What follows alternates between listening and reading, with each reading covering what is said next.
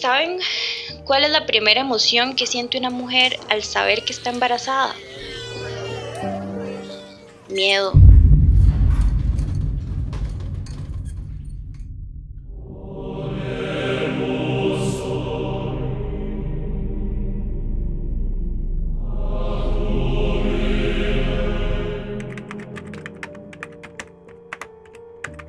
Para mí, el nacimiento de mi tercer hijo fue violento desde el momento en que me programaron una cesárea. Dijeron que el bebé era demasiado grande y que yo no iba a ser capaz de hacerlo nacer.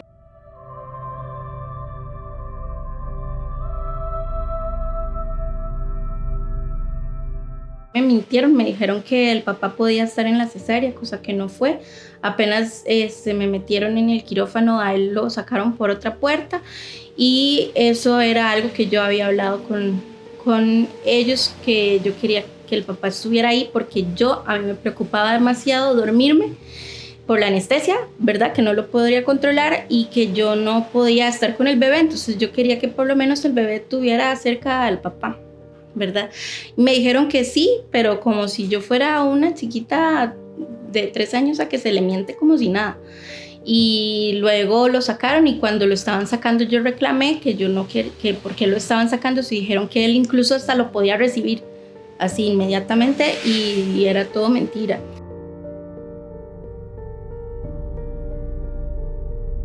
No me dejaban tenerlo desnudo con mi cuerpo, como dentro de mi ropa.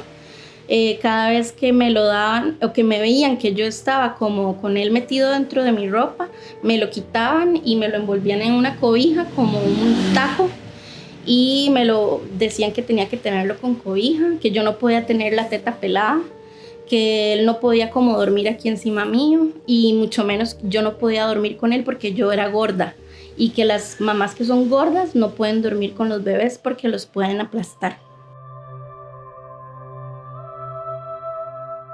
La otra violencia que yo tuve, que fue como una violencia como hacia mi cuerpo, y el hecho de que me vigilaran todo el tiempo, que cuando yo le estaba dando de mamar, que no me durmiera como si yo con mi teta lo fuera a ahogar, ¿verdad? Que no me dejaran tenerlo piel con piel. ¿Cómo pueden tener esos prejuicios, tantos prejuicios? Digamos, yo lo que vi fue como mucha moralidad, ¿verdad? Con respecto al desnudo, y con respecto a los tatuajes y así, ¿verdad? ¿Cómo van a asumir que una persona que está tatuada es drogadicta?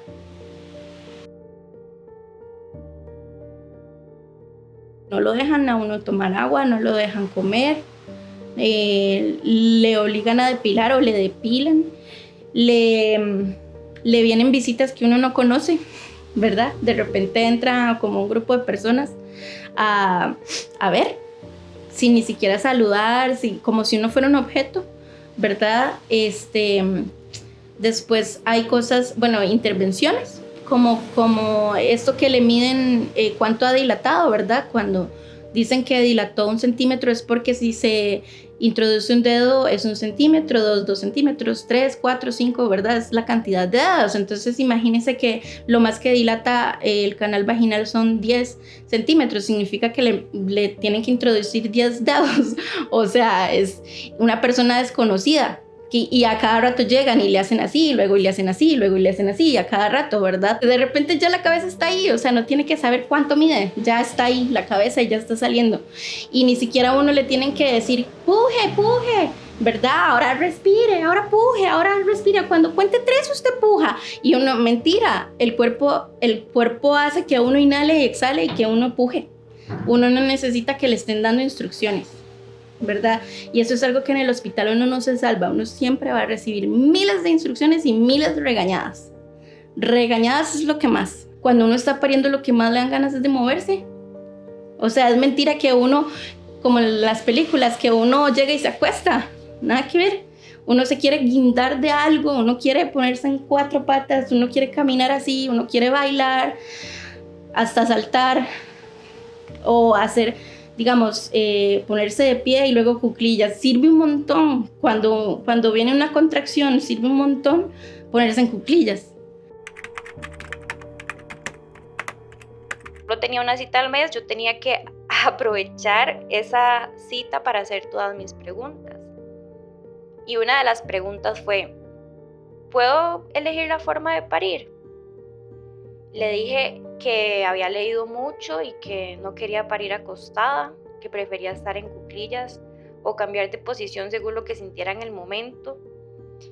Y la respuesta de mi ginecóloga en ese momento fue, de cuclillas solo paren las indias. Y yo le pregunté que por qué no podía yo tener esa elección, y me dijo que porque era más difícil para ellos, que el proceso de parto debía ser un proceso más fácil y adaptable para los médicos y las enfermeras. Y entonces ahí me di cuenta que tenía que irme de ahí, que todo estaba centralizado en que ellos eran los importantes. Primero tuve a mi hija Maripaz. Ella nació a las 21 semanas de embarazo. Nació viva, duró 15 minutos viva, más para ese tiempo el sistema de salud de Costa Rica, un bebé de 21 semanas era categorizado como un óbito, porque así le decían, un óbito no viable.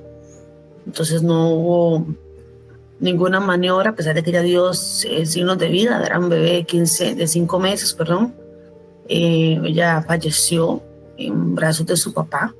Sin embargo, fue muy duro porque yo recuerdo estar en un salón donde hay varias mamás con sus bebitos en la pancita, mamás que venían con sus embarazos a término, y cada vez que pasaban a escuchar el corazón a los bebés del vientre de la mamá, recuerdo que pasaban y decían, a ella no, porque pues si el de ella no iba a vivir.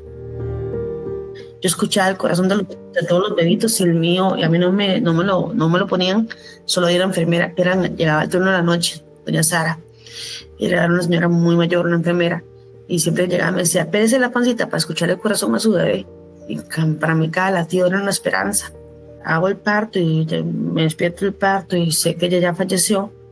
Me colocan en la misma habitación donde había mamás con sus bebés ya en brazos. Entonces, escuchar a todos sus bebés llorar y yo pues con mis brazos vacíos era completamente traumante.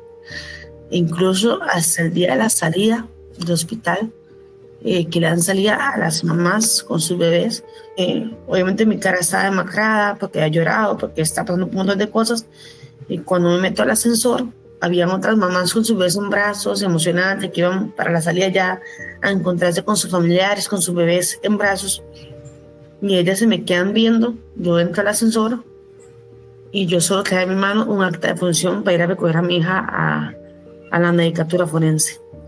Y recuerdo que todas hicieron un silencio profundo, y yo sentí una culpa de ver que ellas no pueden disfrutar ese momento de bajar por el ascensor con su bebé en brazos.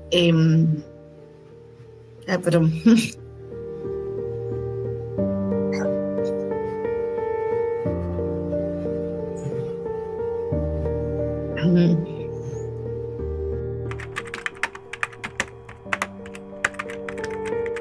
Me acuerdo como de tener felicidad, pero también de experimentar mucho miedo, sobre todo a la hora del parto. Creo que eso era lo que más miedo me daba, de pensar estar embarazada o de tener un hijo o una hija. Y creo que es debido como a las historias de terror que uno escuchó durante toda su vida, desde chiquitita, desde que estaba pequeña en mi familia, ¿verdad? Empezando por mi mamá, que me contó mi historia de nacimiento. Ya uno, al crecer y decidir ser mamá, arrastra con toda esa historia. O sea, quiera o no quiera, arrastras con esa historia, y el único vínculo o idea que tenés de cómo puede ser un embarazo es el embarazo que tuvo tu mamá. Ya al hospital uno va condicionado, primero que nada, por la cuestión religiosa de que el parto tiene que ser con dolor, ¿verdad? Entonces ya uno va así a sufrir, a que le digan sí, que tiene la culpa, que para qué abrió las piernas, que abrir las piernas fue facilísimo y ahora tiene que parir facilísimo, entonces sin quejarse, porque bien que le gustó, ¿verdad? Y todo ese tipo de moralizaciones sobre tener un bebé. Hay tanto miedo sobre lo que ha pasado en partos normales a raíz de todo esto, que entonces muchas mamás prefieren ir a hacerse una cesárea antes de pasar por el horror de que te dejen horas esperando los dolores de parto o que se complique la cosa. Y entonces de ahí, de río revuelto, ante la falta de conciencia y humanización y empatía y respeto, ganan las clínicas privadas. Porque un parto, una cesárea en Costa Rica cuesta unos $6,000 a $10,000. En Costa Rica hay varios hospitales que tienen historias o históricos más bien de tener violencia obstétrica, entonces que no se vaya como al azar, sino que investiguen el hospital en el que va a tener. Y claro, en un mundo ideal sería bonito poder fluir ante eso y no tener que pensar en eso. Pero en este mundo en el que estamos y en este país en el que estamos, eso no sucede. Entonces, lo mejor sería investigar, informarse y poder tener las precauciones del caso. Parte de esto, yo quería que las muertes de mis hijos no hayan sido que no fueran en vano, que tuvieran algo, tenía que salir bueno de todo esto.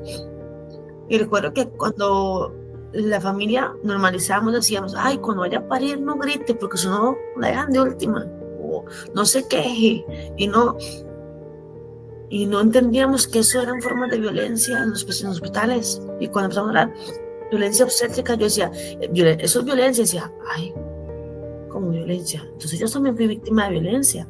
Entonces, cuando nos damos cuenta, el 90% de las mujeres han pasado por ese tipo de procesos y a lo mejor no supieron, no hay una ley que las defendiera. Hay mujeres que llegaban con trabajo parto, duraban horas con dolores desgarradores del trabajo parto y no les hacían una cesárea para evitar los gastos que conlleva el anestesiólogo en los hospitales.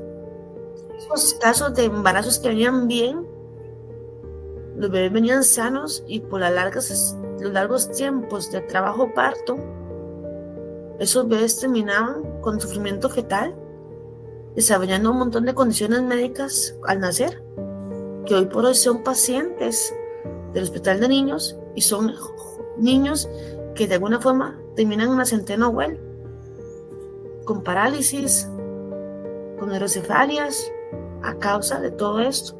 Mujeres que sufrieron mutilaciones. ¿Por qué? Porque en el momento que las obligaban a parir, cuando saben que anatómicamente algunas no podían porque eran estrechas, las descargaban hasta el ano.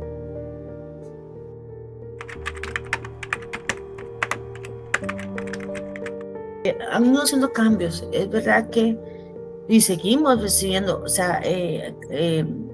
denuncias, y es verdad que incluso ahora los papás se informan más, porque papás también les aterra y vienen siento protección de qué debo de conocer yo para poder ayudar a mi esposa y a mi hijo a que estén bien, ¿verdad? Porque salen tantos casos que uno le da miedo. Y aún así, la gente piensa que pagando un parto privado está extenso a esto, y no. Y se le pidió a la caja que ellos tenían la obligación de, cuando las mujeres entran a control prenatal, tienen que entregarle la guía integral de parto humanizado para que las mujeres conozcan sus derechos, porque hoy por hoy pueden parir en la forma que ellos quieran, siempre y cuando obviamente no comprometan la vida de ella y el bebé, ¿verdad? Y recordar a las mujeres que tienen sus derechos, que tienen que solicitar la guía integral de parto humanizado, sino igual en nuestra página Alto la Violencia Obstétrica, ahí la hemos colgado para que puedan leer sus derechos, y que haya una ley que penaliza hoy por hoy con cárcel económicamente al funcionario de salud que incurra en malas prácticas ante violencia obstétrica.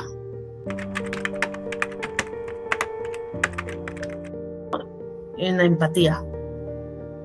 Segundo, en colocar a las mujeres que tienen con una condición específica de un embarazo que no va a ser a término, colocarlas en un salón. Lo ideal sería un parto en el que la mamá decide quién quiere que esté presente, ¿verdad? Y que sea un parto no intervenido, a menos que la mamá solicite intervención, ¿verdad? Que la mamá solicite ayuda, que sería lo ideal que no tuviera esta idea de producción masiva, ¿verdad? En donde las mujeres de ahí están en un proceso de parto, donde no se les llame trabajo de parto, sino proceso, ¿verdad? Y que cada quien tenga su momento en donde no haya ese tipo de intervenciones ni medidas, en donde haya una persona que acompañe a la mamá y esté directamente como la dula, ¿verdad? Directamente enfocada en la mamá. Entonces, si le llegan a preguntar a la enfermera que dónde vive y el número de teléfono y todo eso, hay una persona que le responda. Que conecten con ellas mismas, porque dentro de nosotras hay algo que se llama intuición, y uno siente cómo uno desde su propia experiencia debería hacer las cosas. En minutos, en segundos, te cambia la vida, o sea, te cambia tu universo interior, porque tus hormonas y todo lo que está pasando adentro tuyo y afuera cambia, es un cambio enorme.